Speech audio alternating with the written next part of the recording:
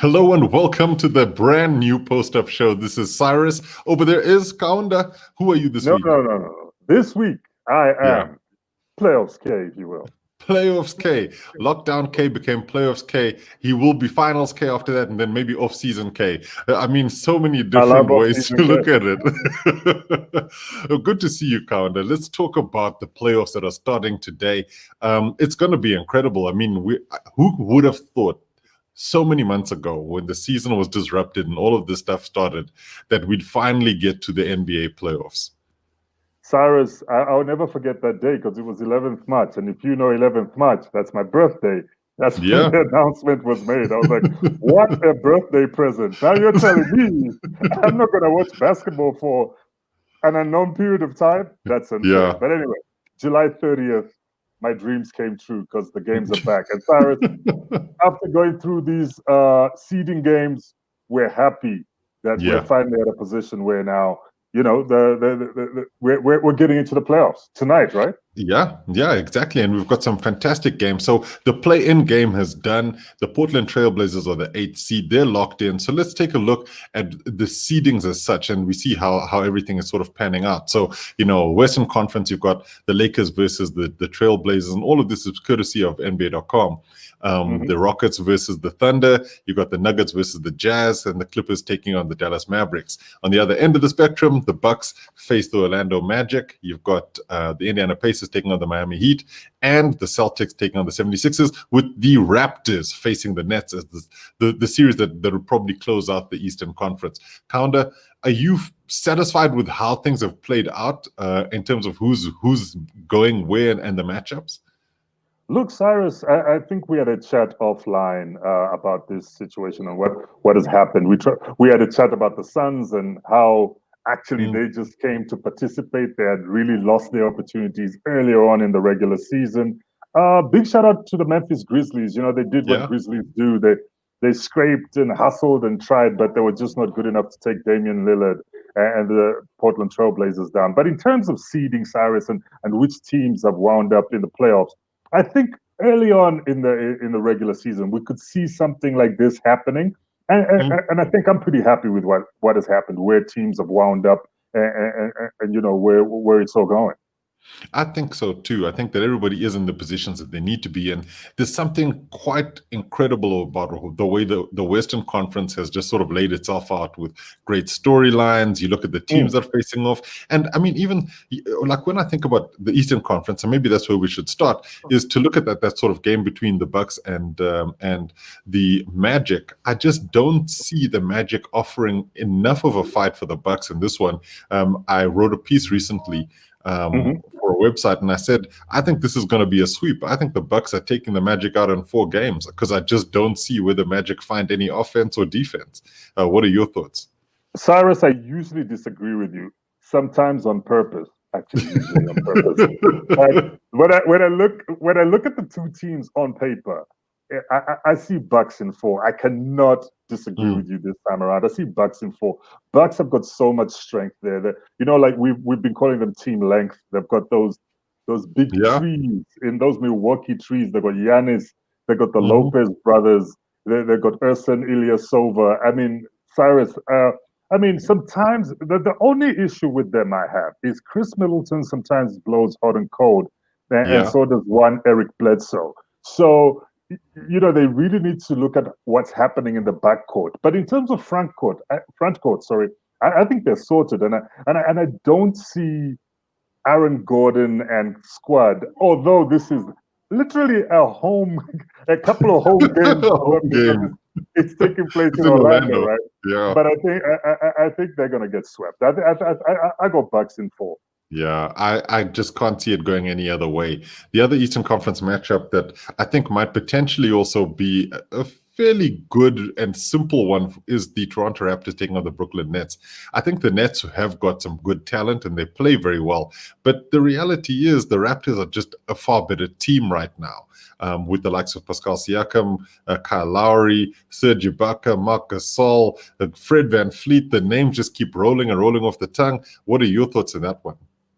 Cyrus, you know that the Raptors have been here before. They've won it all before. You know, who would have thought 2 years I go with, we have been saying the Raptors have won it all before, but yes, Cyrus, they've won It's it all crazy, before. right? And when you look at the Brooklyn Nets, I mean, I like how they look. You know, Jared Allen could block anybody, including King Yeah. James and Giannis, and he's done this stuff before. But Yep. if you look at the fact that, first of all, one of their biggest pieces, Kevin Durant, has had to sit out the entire season due to, you know, recuperating from that big injury he suffered while he was still at Yeah, the the Golden State Achilles. Warriors. Then you have their captain, the de facto captain, of course, being Kyrie Irving, who decided to, you know, not make it to the bubble due to his own personal reasons. And then you look at what's left. I think what the team is lacking is pure leadership, Cyrus. And Yeah. then when your two best players, who are top 10 NBA players at the moment, actually, these guys are top 5 NBA players. If you really want to keep it real, Kyrie Irving and Kevin Durant, these are top 5 NBA players. They're not able to be with you. There's a big gap that's left there. And the Toronto Raptors team that's been playing at that level since the jump would take advantage of it. I don't think it could be a sweep because I have it in me to believe that the Brooklyn Nets might just scrape one game in there. But you never know. I think it's Toronto in 5 here. Yeah, I think that might be a good call. 5, so winning 4 games, allowing the Nets at least one victory, that makes sense to me. So I think that's probably the most likely outcome. When we look at the other games, that's where things get tricky because you've got the number 3 seed in the Boston Celtics taking on the number 6 seed in the Philadelphia 76ers. I tend to think the Sixers really are in a problem space right now, especially with Ben Simmons out for the rest of the season because he had to have a knee op.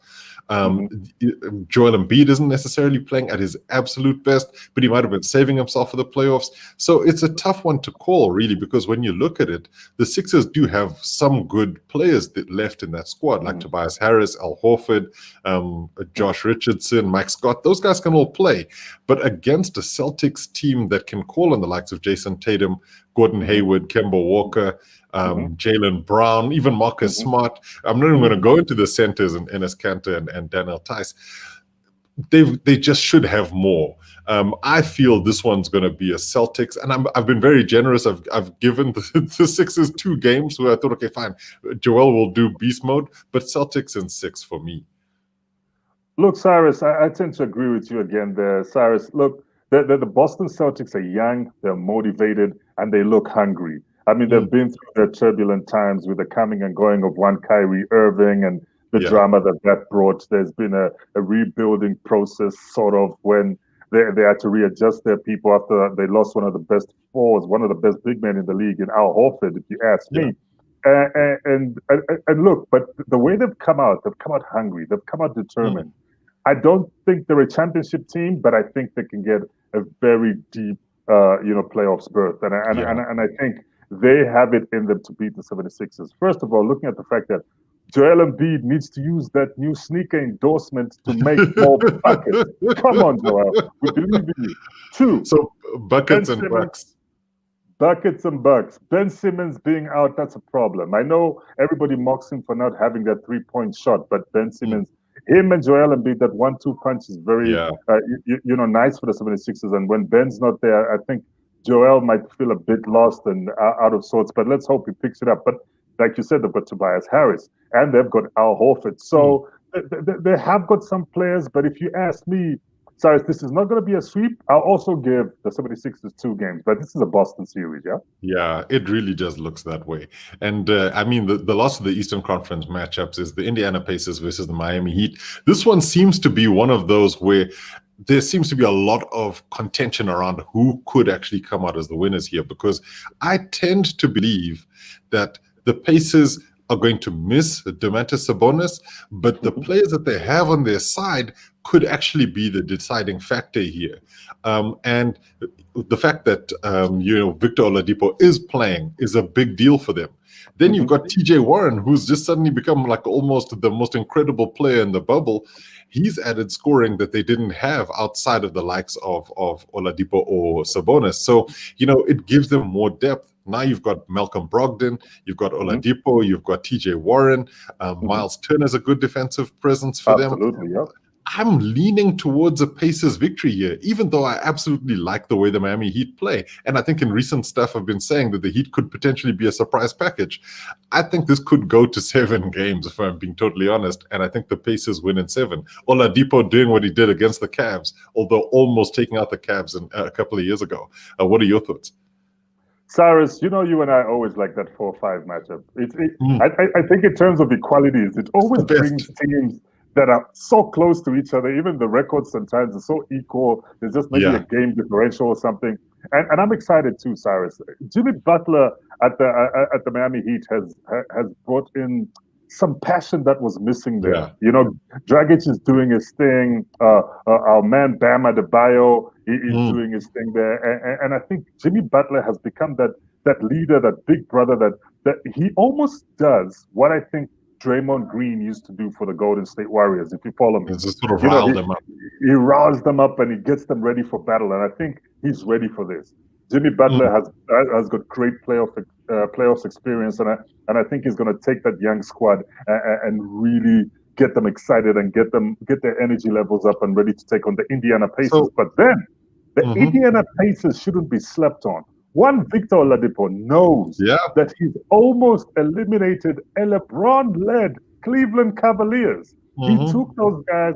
He took his squad to a 7-game series against the Cleveland Cavaliers. Yeah. But then again, he had Domantas Sabonis on his side at that time, right? And I think Sabonis missing at this time is a great gap in their scoring, especially their scoring. I think Sabonis puts up some impressive numbers, and I think him as a missing piece, will really affect the Pacers. But I'm not overlooking the Pacers. Like you said, they've got good pieces. Bubble Warren. I call him Bubble Warren. Bubble Warren. I was like, where have you been, sir? And then you look at the likes of Miles Turner. Miles Turner is a great rim protector. He's a great defensive player. And I think it's his time to step up again during the postseason. Malcolm Brogdon, that's a great guard. He can shoot well from range. He can attack the hoop nicely. And Victor Oladipo the same. They've got good guard depth, the Pacers. I was looking at the guys they have there, and I mean, you've got the younger of the Holiday brothers and Aaron Holiday there, and then you've got Justin Holiday as part of the team, and one of the most unspoken about players, TJ McConnell, who I've always had a soft spot for because I think he plays some good basketball. So when you're looking at switching people out and getting people, giving them a run on court, I think they've got really good players. But who are you seeing going through on this one? This one's going to be scrappy, Cyrus. This one's going to come down to the wire. Energies are going to be high. Tempers are going to flare a little bit here and there. But I've got Pacers in 7. Okay, Pacers in 7. Geesh, we are neck and neck here. Okay, so let's go through to the Western Conference. I think let's start with the big one, which is the Lakers versus the Trailblazers. It's going to be such a tough matchup to call because obviously this is what it's been all about. This is why he's doing what he does. He wants to be in the playoffs. He wants to lead his team to victory. He's got a fantastic squad. That roster at the Lakers is, I think there's maybe 2 other teams have a roster as good as the Lakers do. But they are up against a very tricky Blazers team here. Now, you know how I feel about the Blazers because I've supported them in the past and I've had my fingers burned, especially when the New Orleans Pelicans took them to town. But I think this is a Lakers win for me, and I think it's going to be relatively easy, maybe 4-2. What do you think? I mean, as a Lakers fan, you must be high on your team. Of course, I'm high on that Lakers Kool-Aid because I'm a big Laker fan. I almost wore the Lakers jersey, but I thought it would be too obvious. I'm here repping Denver. If I was to show you my T-shirt, you'd probably laugh. So I'm not going to show you. Just know that it's a gray one. So Cyrus, I think the Lakers could take it even in 5. I know Dame is motivated, but to me, Dame and CJ might somehow give the Lakers trouble in the backcourt, of course. But what's concerning for me is the Portland Trailblazers front court. So they've got one Yusuf Nurkic, right? He's a great center. I like the way he was playing against one Jonas Valanciunas. That matchup was fantastic when they played the Grizzlies in the playing game, right? Yeah. But then again, I noticed he got very tired against a big that's not very mobile. But then again, his grandma just died before that game, so that might have played a piece. You know, you lose a family member And he's that also close. coming back from injury as well, so he's not game fitness is going to be tough. Absolutely. But what the Blazers need is for one Hassan Whiteside to show up, because he hasn't really been Yeah. showing up. Getting into foul trouble early during a game, you know, Oh, man. we don't want that. So where I can fault the Portland Trailblazers is on their bigs.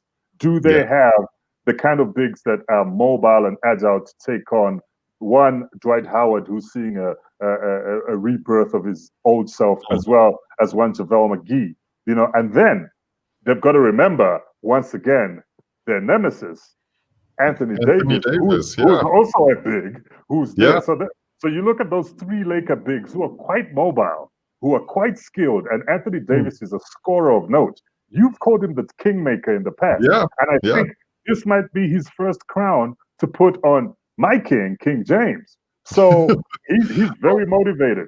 And I think the Blazers have to bring everything they have in the trunk, including the fuel tank, if they want to take this and Melo. and Melo. Look, big shout out to Melo, but he's not the Melo that he used to be. No, he exactly.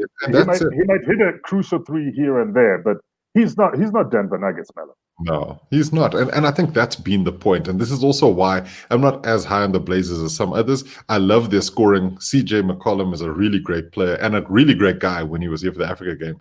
But then also Damian Lillard can't do it all on his own. And he's had to try and do that for years and years. So that's the biggest problem for me for the Blazers. So you're saying Lakers, how many games are you giving them? Lakers in 5. The Portland Trailblazers might just take that game. Yeah. Okay, Lakers in 5. Right, next one we've got, let's also keep it LA, Clippers versus the Mavericks. This is a really nice game because the Mavericks, and this is what's great about the Western Conference, is that you've got a lot of really good teams in fairly close proximity. So Clippers as the 2nd seed taking on the Mavs as the 7th seed it could even have been a 3rd seed versus a 4th seed, you know, or sorry, a 5th seed, that they were that good. I think the Mavericks have got incredible talent in Luka Doncic and also in Kristaps Porzingis. Those guys are really, really superstar talents. Seth Curry is a good player for them. They've got a few other bits and pieces here and there. But I always look at the Clippers and think they have a roster the size of which only the Lakers might match in terms of the kinds of players that they have. When you have Kawhi Leonard and Paul George in your team, it's like having 2 Rolls-Royce engines in one car, and you don't know what you're going to do with them. And then Cyrus, we only put 2 Rolls-Royce engines on an aeroplane, Cyrus. That is true.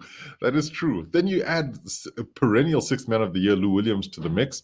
You've got the doggedness of Patrick Beverley and of Montrezl Harrell, and you just think, this team, I mean, I'm even leaving out the fact that there are Morris brothers floating around here. I think Markieff is the one who's at the Clippers.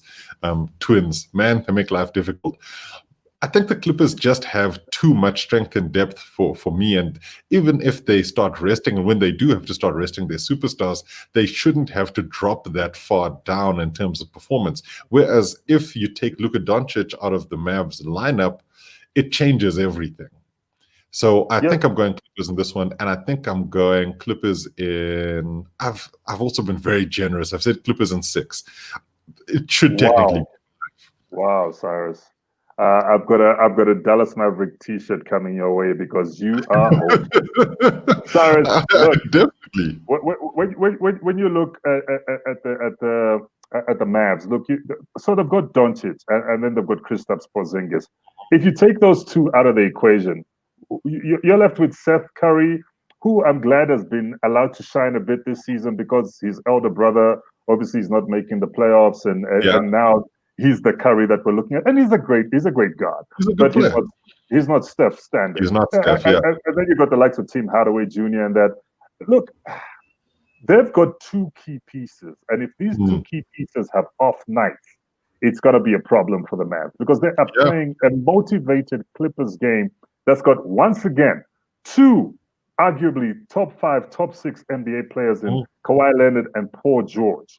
Now, you already mentioned their backup squad, and we haven't even gone into how deep their bench is because it's deep. Now, with that in mind, I wouldn't even give the Dallas Mavericks 2 games, Cyrus. I'm giving them 1 at best, and that's if they're lucky. Because I'd hate to call this a sweep, because I think the likes of Luka and Kristaps and Seth have got it in them to fight this one out. So I'm going to give them 1 solid game. They're going to win 1 game, and maybe they're going to have us doubting the Clippers, and then the Clippers are going to come back and wash it all away and say, okay, now we let you play. That was like a scrimmage game we gave you. So I've got the Los Angeles Clippers in 5, Cyrus. Nice. Interesting call. Obviously, I differ a little bit, but I'm a very generous guy. So 2 more matchups. I think let's go to the Nuggets, because I'm repping them, versus the Utah Jazz.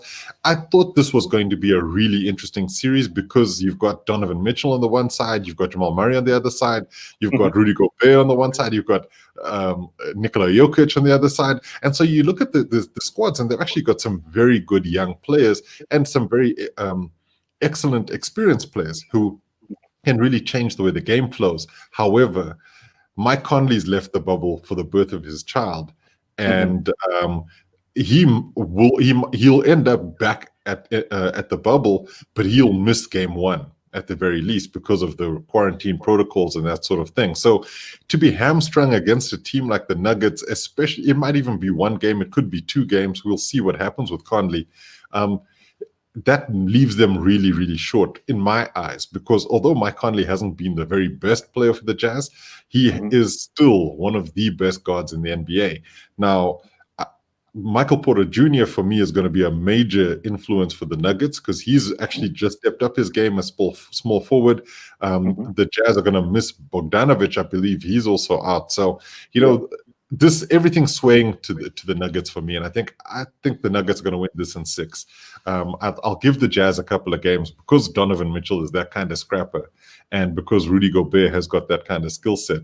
But in their recent clash, when the teams played each other, the Jazz let themselves down. So that's my call. What do you see? Cyrus, I love disagreeing with you, but you are bringing up the points today, Cyrus. You got points galore. It's what I do.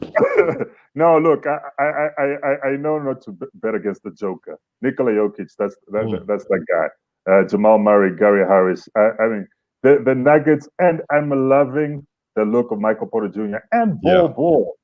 Cyrus, Ball. He's got that soft touch on that ball. Yeah. You know, when he shoots, when he blocks, even when you think this guy's not going to block that shot, he gets that finger. He gets on it. there. And I'm loving what they're looking like, Cyrus. I can't bet against the Nuggets, and I think that's why you're wearing that T-shirt. Because you know they're going to beat the Jazz. You know they're going to beat the Jazz. And I think this one, but the Jazz are fighters, and I think coming out of Utah, which is a small market, they always want to prove, not that Denver, Colorado is that much bigger, massive, but they want to prove to the Denver guys that we're not a pushover, So I think the Jazz will come out, get 2 games there. Hopefully, while they're still playing, Mike Conley can come back. We're not sure, but if he comes back, I think they'll be able to push 2 games and then maybe even 3, Cyrus. But this was gonna. You're saying Nuggets in 6. Nuggets. Just say it. Just Nuggets in 7. Okay, wow, 7. Okay. The one I think that's going to go to 7 games is the very next one. That's the the Houston Rockets taking on the Oklahoma City Thunder. This has the makings of an instant classic. When you think of the storylines behind these teams, players earned, people moving different places, it's just been written in the stars that they would meet in the first round of the NBA playoffs. And I think this is going to be a 7-game series. And I've made a very, very bold call on this one. Ooh. Conventional wisdom should say that the Houston Rockets will beat the Oklahoma City Thunder 9 times out of 10. They've got 2 MVPs on their roster, and James Harden and Russell Westbrook. They've got great shooters in terms of the people that are on that squad, Eric Gordon being one of them, but they have no center.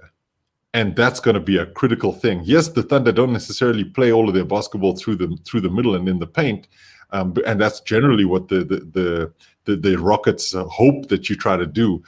But you've got Steven Adams there, and you just keep throwing the ball to Steven Adams. The defense is going to collapse on him. that frees up people to do what they do. Chris Paul is an incredible player for the Thunder. Shai Gilgeous-Alexander is an incredible player. Obviously, our guy on the street, the Gambian German Dennis Schroeder, is going to be playing in that game. He's a potentially sixth man of the year. He's got to do some stuff. They've just improved so much as a team, and I think the Thunder could surprise the Rockets and win this one in 7. Absolutely, Cyrus. And I picked up a hint that Russell Westbrook might miss 1 or 2 games in the playoffs because he's got a little situation to nurse. I think he might have pulled something. So that already puts them on the back foot. And the way the Oklahoma City Thunder have come together, I mean, a team that lost one Paul George, it lost Russell Westbrook. Those are perennial all-stars it lost. And then you gave them another all-star, but who seems as if he's a lot older now. He's a lot older now. Chris Paul, there's a reason he's the president of the Players Association because he's mature like wine. So, at first I thought, these guys are going to struggle big time. But look at how they've come together, even with the young pieces they acquired from the Clippers, Shai Gilgeous-Alexander and them. Yeah. Very, very well. Exciting. Let's not forget what Gallinari. Gallinari is at the Thunder. I don't like Danilo Gallinari because when he came to Africa, he beat our team. What can we say about it? Africa, Danilo, wherever you are, I love your game. But when we meet, I'm going to stare you down, son. But I love Danilo Gallinari. The team is looking solid, Cyrus. I think, much like you, the Rockets are going to get stunned by OKC. And it's going to be a sad situation because it might be a first-round exit. But it's well, if they're stunned, it would be. But I think, just to sort of give a look at all of the games that are happening, starting with the Jazz taking on the Nuggets tonight, that's really, really going to be entertaining. That's a nice early one. What a way to start the playoffs. And I think it's about 7:30 African time. So what a great game to start with. And this is all the game ones that are happening over the next 2 days. We would have had to wait a while to get through all of the game ones in a regular NBA season. So in a way, this has really made this such an exciting experiment for basketball fans because we've got basketball and more basketball and more basketball. So I think we've got 2 days of really great action with the game 2 starting on Wednesday. But I want to ask you something to end off the show, and that really is just to go back to the bracket as such. So we're from the things that we've said. We're saying the Bucks will take out the Magic.